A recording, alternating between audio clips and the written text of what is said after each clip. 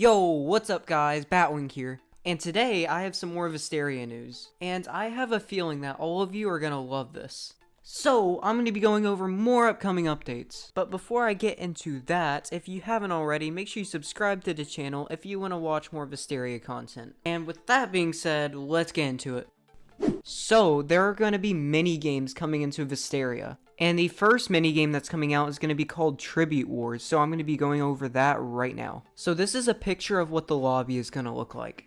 And there's no doubt, judging by the background, that this is either going to be located in Redwood Forest or the Warrior Stronghold.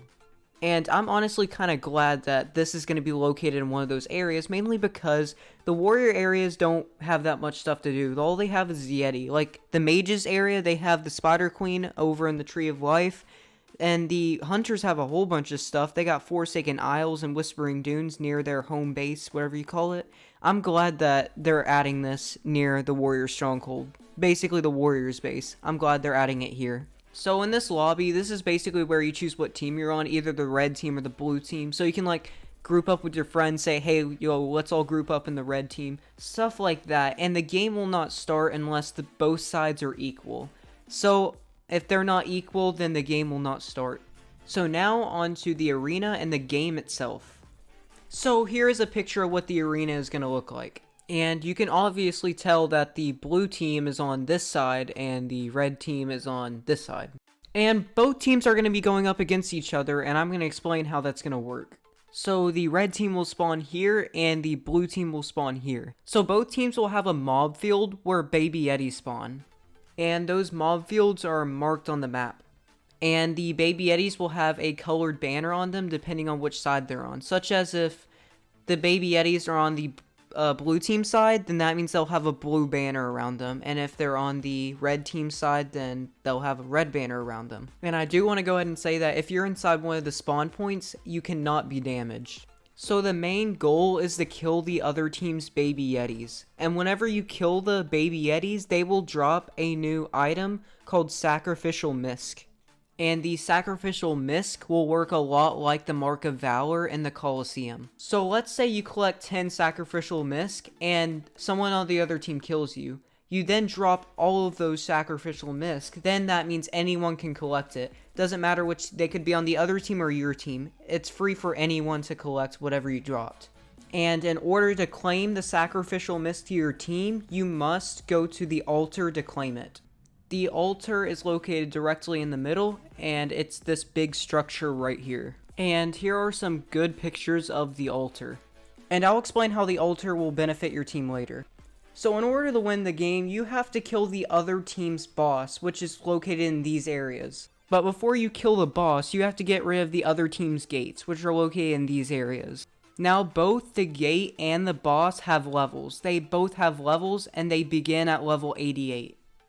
And every time you claim a Sacrificial Misc, there's a small chance that the gate and the boss will be de-leveled.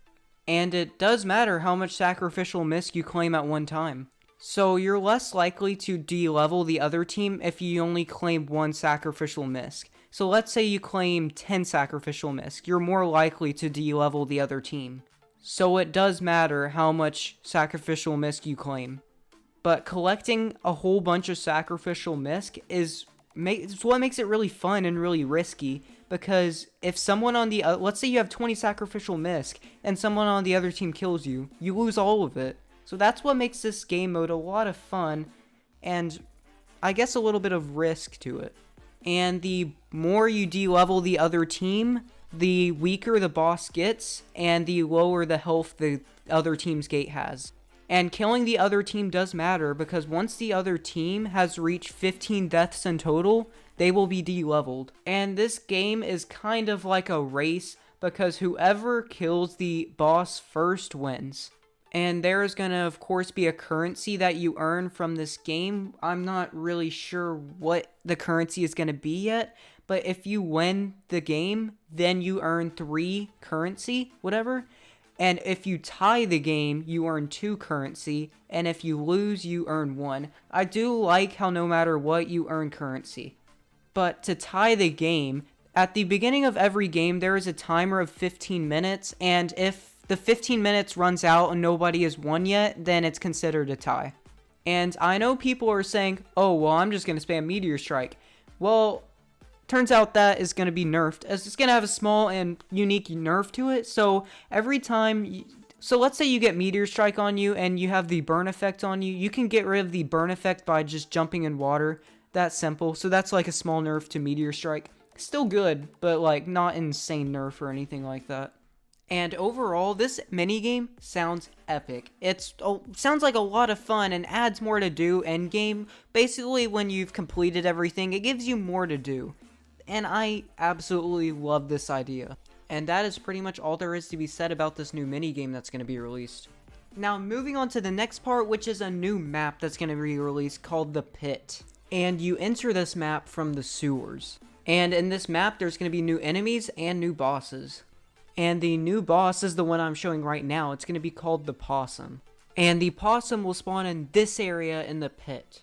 And this boss is going to be very, very hard to kill, mainly because as you're killing it, you're going to have to worry about falling into the acid.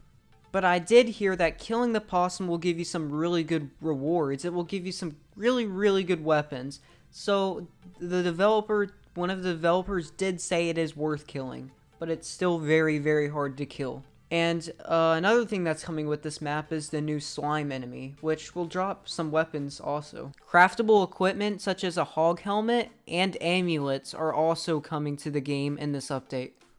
And as you can see, this amulet is giving +3 stamina. It's an amulet of stamina. I don't know, it seems pretty cool. It would be a pretty cool secondary for like a mage or something, since they have no secondary to use. And here is a picture of a new bow that's going to be released. And all these updates, I've said, I really enjoy. My last upcoming updates video, a lot of y'all didn't like. I don't know, let me know what y'all think of this one in the comment section. I love this. I love this. And that pretty much wraps it up for the video today. Again, if you want to watch more of Vesteria content, make sure you subscribe. And Discord link in the description. Join my Roblox group, also in the description. And yeah, see ya.